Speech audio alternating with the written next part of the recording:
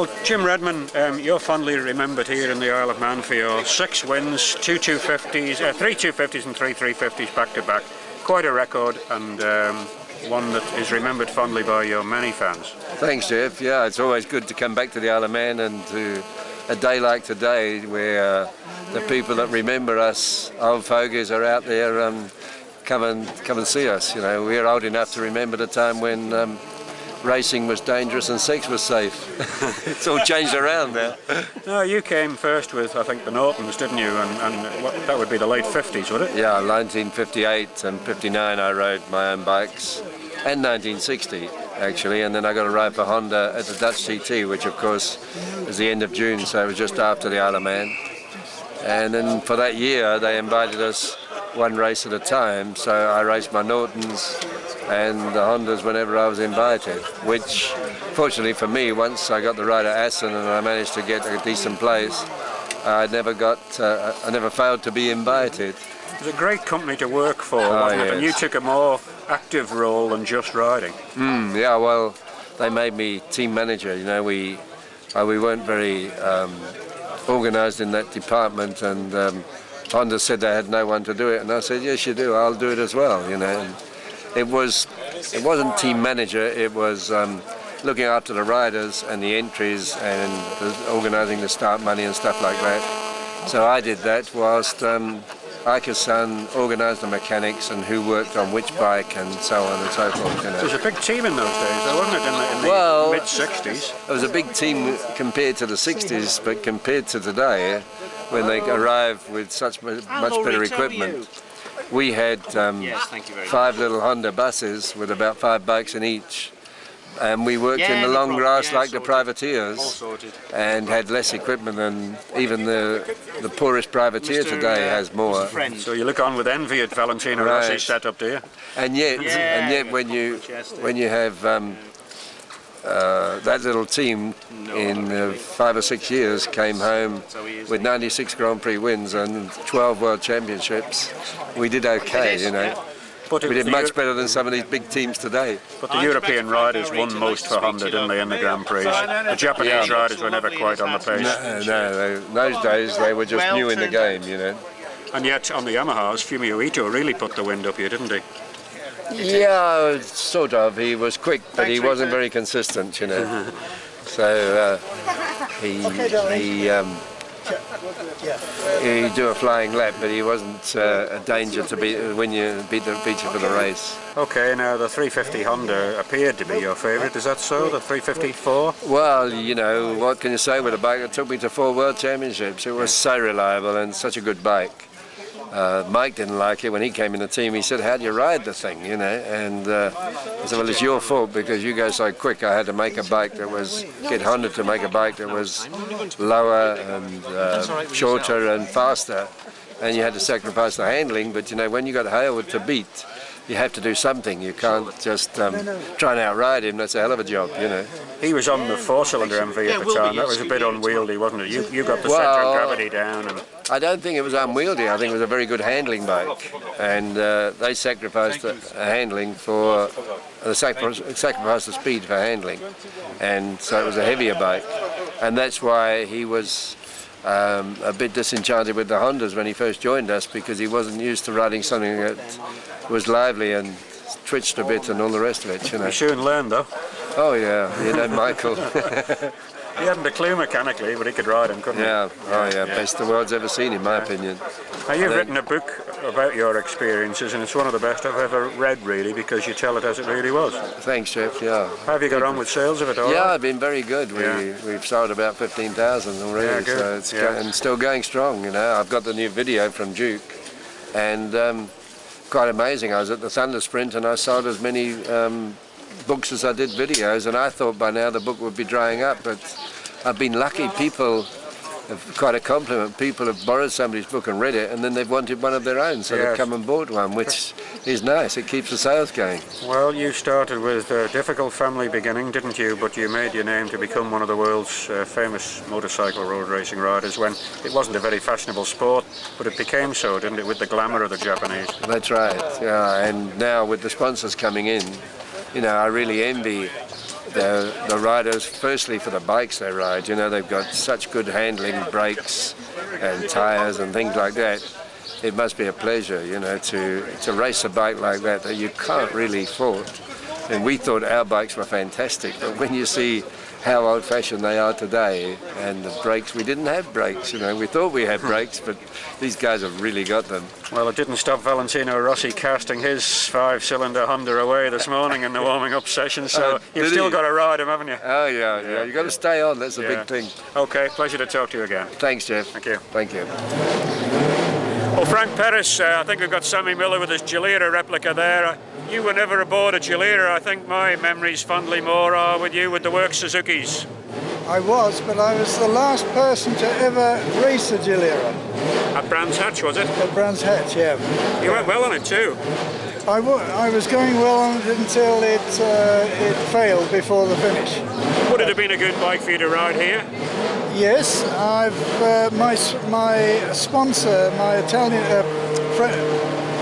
my Dutch sponsor, Ferry Brouwer, has produced. He's got a 1957 version of it. Anyway, he's made the most beautiful job of it, and I rode it at Sachsenring last week. Good, but the Suzuki's here 125 and 250 with the thing. The 4-cylinder 250 was a hairy model to ride, wasn't it? It wasn't a nice machine. No, it injured a lot of people, including myself. But unfortunately, it was just getting right when they disbanded it and took it. And it's a great shame, because I'm sure if they'd have brought it back in '66, it would have been something to, you know, to win races. Okay, well, you're fondly remembered here. Thanks for those words. It's a pleasure. We'll speak again.